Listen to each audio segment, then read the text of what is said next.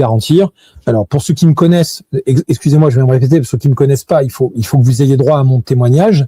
De par mes activités, à une époque notamment au Media Lab de Sciences Po, je travaillais sur des sujets de gestion de crise, communication de crise, et j'avais fait développer un logiciel donc dans une boîte dans laquelle j'étais un des actionnaires majoritaires, etc. Donc j'ai eu une start-up en 2014, 2015, 2016, 2017. On avait créé un outil uniquement pour faire de la pédagogie et donc simuler des crises dans les réseaux sociaux. Du coup, on faisait partie un peu des premiers en quelque sorte à expliquer comment fonctionnaient les narratifs pour transformer en quelque sorte la mentalité des foules. Hein. On est dans Gustave Le Bon, psychologie des foules, 1895, Gustave Le Bon d'ailleurs, pour vous dire que tout ça est très ancien et très connu.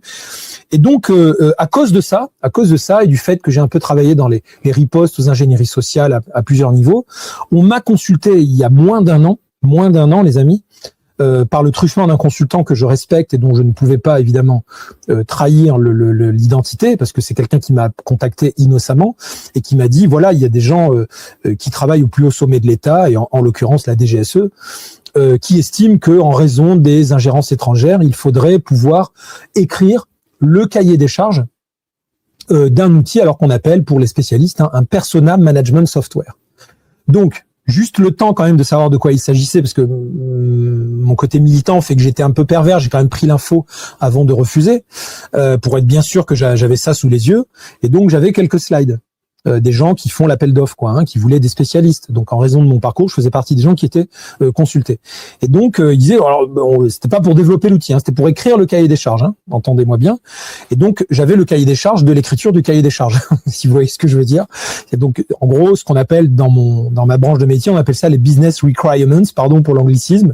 Donc, c'est les prérequis business, disons. Voilà. Donc, en gros, ce qu'on veut que ça fasse. Donc là, c'était très intéressant parce que de manière brute, j'avais des gens qui me donnaient en gros leurs objectifs. Et leurs objectifs, alors avec toujours l'excuse éthique de riposter aux ingérences étrangères, ils disaient il faut que maintenant on soit capable nous-mêmes d'animer des foules numériques pour pouvoir contrer ces ingérences, parce que, et là ils me font une longue liste, ils disent aussi bien les Israéliens, les Russes, les Américains, ils disent pas juste c'est les Russes, ils disaient vraiment tout le monde, ils m'ont fait une longue liste, voilà, même le monde arabe, etc., est en train de se doter de moyens équivalents, etc. Il y a une petite introduction contextuelle pour dire nous sommes en danger, etc., pour se donner un air vertueux, mais à la fin, en gros, ils disent on a besoin, nous, d'un outil pour faire ça en mieux.